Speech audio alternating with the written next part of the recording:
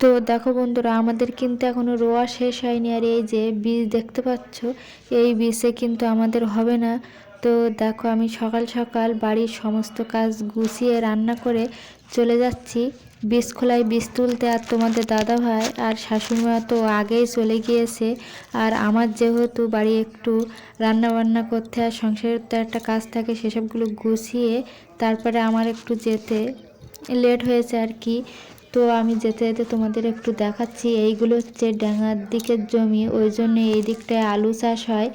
আর আমাদের ওই দিকটা একটু নিচু জায়গা, তো ওইখানে সর্ষে বা ধান এসবগুলোই হয়। তো তোমাদের একটু দেখাতে দেখাতে নিয়েই যাচ্ছি আমি।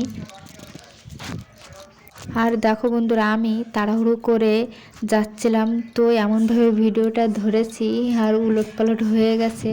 তো একটু কষ্ট করে তোমরা দেখে নিও, যেহেতু এখন মাঠে খুব কাজের চাপ, এভাবে ভিডিও করছি, খুব কষ্ট করে ভিডিওটা করছি। তো ভিডিওটা দেখতে থাকো। এই যে এইসব জায়গাগুলো প্রচুর আলু হয়েছে বন্ধুরা। তো দুই সাইড দিয়ে দেখো আলুর গাছ, আর আমি তো ভালোভাবে তোমাদের দেখাতে পারছিলাম না। তো দেখো, আমি তো বীজ খোলায় চলে এসেছি, আর এই দিকটায় কত বীজ, আর আমরা আগে বীজ তো খুঁজেই পাচ্ছিলাম। লাস্টে আমরা এই যে এই মাঠের সেই দিকটায় এসে আমরা বীজ পেয়ে গেছি। আর ওখান থেকে বীজ ভেঙে আমরা চলে এসেছি বাড়ির থেকে, আবার গিয়ে ভাত এনেছিলাম, এনে তোমাদের দাদা ভাইয়ের জন্য। তো দেখো, আমি এদিকে কুলমাখা করেও এনেছি, যখন রেস্ট নেব তখন কি আর এই কুলমাখা খাওয়া হবে।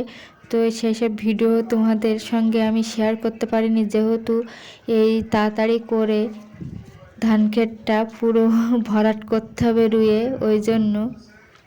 আর এত কাজের চাপ বন্ধুরা, যেহেতু আমরা জোন নিয়ে করছি না, নিজেরাই করছি, ওই জন্য তো বেশি কাজের চাপ পড়ে গেছে মাঠে। তো বন্ধুরা, আজকে আমি এইটুকানি ভিডিও দিয়েছি। তো মাঠের ভিডিও তোমাদের কেমন লেগেছে অবশ্যই কমেন্টে জানাবে। টাটা বন্ধুরা।